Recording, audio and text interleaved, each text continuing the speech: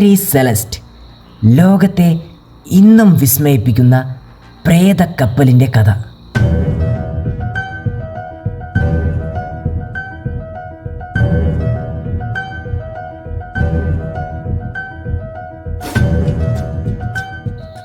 ആയിരത്തി 1872 വർഷം.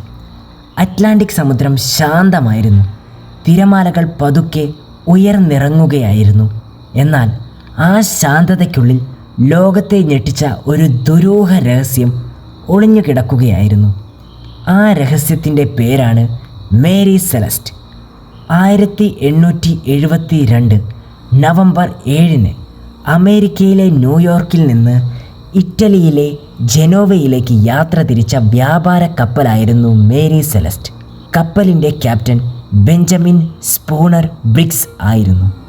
അദ്ദേഹത്തോടൊപ്പം ഭാര്യ സാറ ബ്രിഗ്സ്, 2 വയസ്സുള്ള മകൾ സോഫിയ ബ്രിഗ്സ്, കൂടാതെ 7 പരിചയസമ്പന്നരായ നാവികരും ഉണ്ടായിരുന്നു.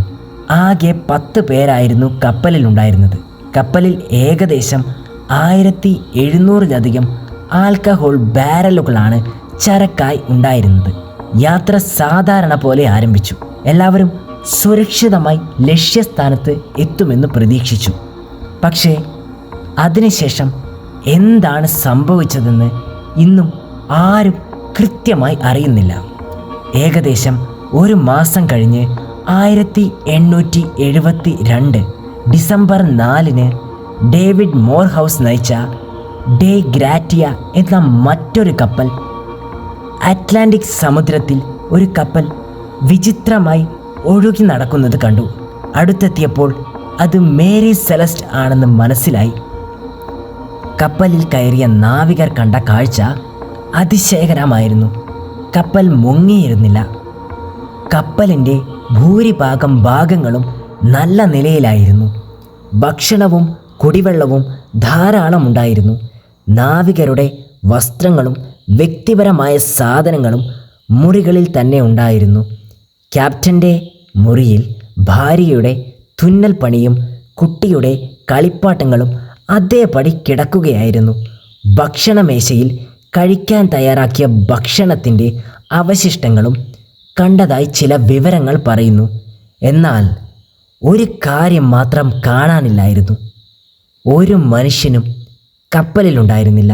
ക്യാപ്റ്റൻ, ഭാര്യ, കുഞ്ഞ്, 7 നാവികർ, ആകെ 10 പേരും ഒരു സൂചന പോലും നൽകാതെ അപ്രത്യക്ഷമായിരുന്നു. കപ്പലിൻ്റെ ഏക ലൈഫ് ബോട്ട് കാണാനില്ലായിരുന്നു. നാവിഗേഷൻ ഉപകരണങ്ങളിൽ ചിലതും നഷ്ടപ്പെട്ടിരുന്നു. അവസാനമായി ലോഗ് ബുക്കിൽ രേഖപ്പെടുത്തിയ തീയതി 1872 നവംബർ 25 അതിനുശേഷം എന്ത് സംഭവിച്ചു എന്നതിനെക്കുറിച്ച് യാതൊരു രേഖയും ലഭിച്ചില്ല. ഈ സംഭവത്തെക്കുറിച്ച് നിരവധി അന്വേഷണങ്ങൾ നടന്നു. എന്നാൽ വ്യക്തമായ തെളിവുകളൊന്നും ലഭിച്ചില്ല. അതോടെ പല സിദ്ധാന്തങ്ങളും ഉയർന്നു. ഒന്നാമത്തെ സിദ്ധാന്തം, കപ്പലിലുണ്ടായിരുന്ന ആൽക്കഹോൾ ബാരലുകളിൽ നിന്നുള്ള വാതകം പൊട്ടിത്തെറിക്കുമെന്ന് ക്യാപ്റ്റൻ ഭയപ്പെട്ടിരിക്കാം. എല്ലാവരും ലൈഫ് ബോട്ടിൽ കയറ്റി താൽക്കാലികമായി കപ്പലിൽ നിന്ന് അകറ്റാൻ ശ്രമിച്ചിരിക്കാം. പിന്നീട് കയർ പൊട്ടുകയോ കാലാവസ്ഥ മോശമാകുകയോ ചെയ്തതോടെ അവർ സമുദ്രത്തിൽ നഷ്ടപ്പെട്ടിരിക്കാമെന്നാണ് ചില വിദഗ്ധരുടെ അഭിപ്രായം. രണ്ടാമത്തെ സിദ്ധാന്തം, കടൽ കൊള്ളക്കാർ ആക്രമിച്ചിരിക്കാം. എന്നാൽ വിലപിടിപ്പുള്ള വസ്ത്രങ്ങളും ചരക്കും കപ്പലിൽ തന്നെ ഉണ്ടായിരുന്നതിനാൽ ഈ സാധ്യത വളരെ ദുർബലമാണെന്ന് അന്വേഷകർ കരുതുന്നു. മൂന്നാമത്തെ സിദ്ധാന്തം, വലിയ കടൽ ചുഴലിക്കാറ്റോ തിരമാലയോ കാരണം കപ്പൽ മുങ്ങുമെന്ന് കരുതി എല്ലാവരും ലൈഫ് ബോട്ടിൽ രക്ഷപ്പെടാൻ ശ്രമിച്ചിരിക്കാം. എന്നാൽ പിന്നീട് മേരി സെലസ്റ്റ് മുങ്ങാതെ ഒഴുകുകയും ലൈഫ് ബോട്ട് കടലിൽ നഷ്ടപ്പെടുകയും ചെയ്തിരിക്കാം.